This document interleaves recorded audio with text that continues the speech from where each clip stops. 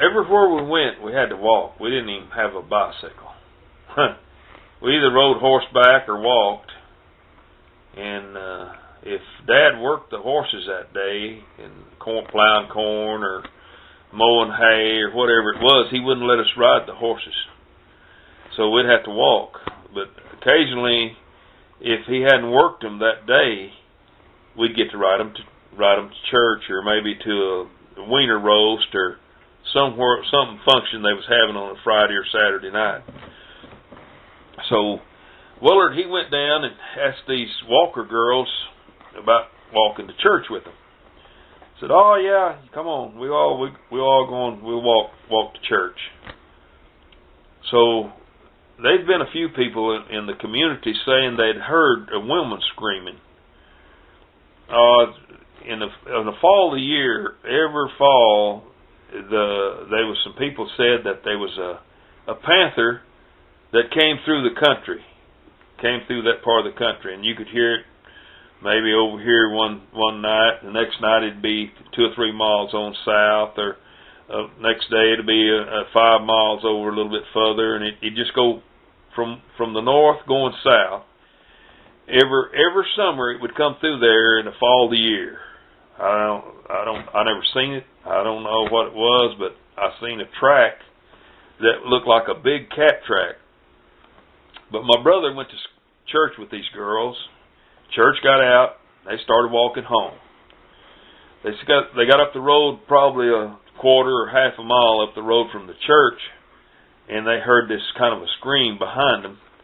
And they thought it was some neighbor that was, just walking up the road to try to scare them. So they kept walking and laughing and, just going on. They didn't say, well, it's not anything that's going to get us. So they wasn't really concerned about it. But the farther they went, the faster they walked, because they was getting scared. And when they got up within a little ways from where the Walker girls lived, they said, Willard, they said, that's something. You better come in. You better come in and spend the night with us. He was about 16 at the time, and they wanted him to say, you better come in and spend the night with us, or somebody needs to take you home from down here. He said, there ain't nothing there ain't nothing to bother me. He said, I'll be all right. I ain't worried about it. I'm not scared of it. He said he tried to act brave, but he said at the back of his mind, his hair was back of his neck, the hair was standing up. And he said there was a corn patch. And it's a moonlight night. He said, I started across that corn patch.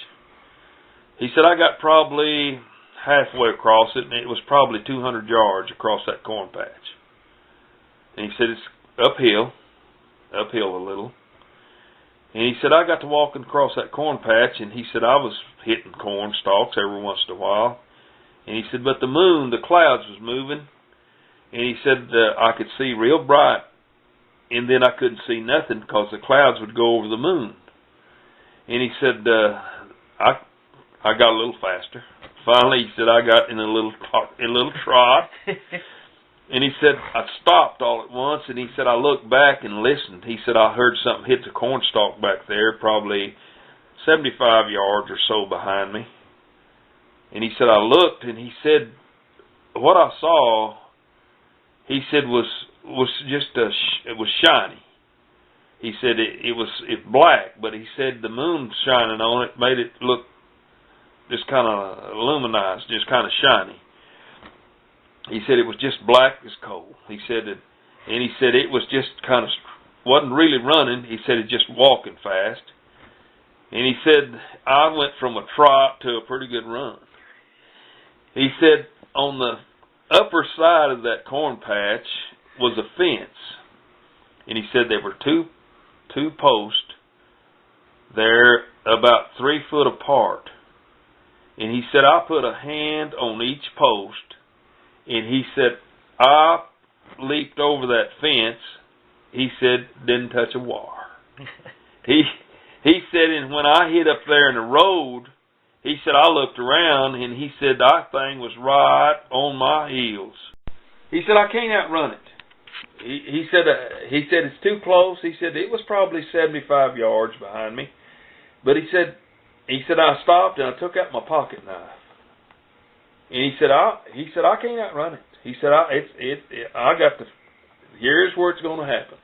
He said it's either me or that cat. He said I had a little pocket knife, had a blade about 2 inches long. And he said, I jerked that little pocket knife out, and he said, I've looked back, and he said, that sucker had already come about 20 yards. He said, that don't leave much. And he said, my head said, let's stay, and my feet wouldn't let me. He said, you talk about pounding the ground and getting out of there. He said, I did. And he said, you talk about making far fly from them rocks. He said, I wasn't leaving no grass, buddy. He said, I was kicking it out. He said, I had another 200 yards up the hill, to maybe 300 yards to get to before I get to my house, to the old cabin that we lived in. He said, when I fell in the door, he said, I opened the door, he said, I couldn't breathe. He said, I done lost all my air. And he said, my face, he said, I just fell into the door. I couldn't talk. I couldn't say anything. He said, scared slap to death. He said, and Mom and some more of the family run over and picked me up and said, what's wrong with you? What's wrong with you? And he said, I seen a cat. He said, I seen something. He said, I think it's a big cat. And he said, it chased me. He said, it was, last time I seen it, he said, it was right there at the fence. Down there at that little flat sandy place right down the road. The next morning, we walked down in the sandy place. There was some tracks, big cat tracks, right where he jumped the fence and where he came up the hill. There's some tracks that came over the fence and came right up the road behind him. The sandy place was about 30 yards long or so. And then from there, it was a lot of hard rock, but that's all the tracks that we seen. But he fell in the door, and he was so winded, he couldn't talk, he couldn't say nothing, he couldn't tell him what happened to him or nothing else. But that's the story of Willard and I guess they called it a Black Panther.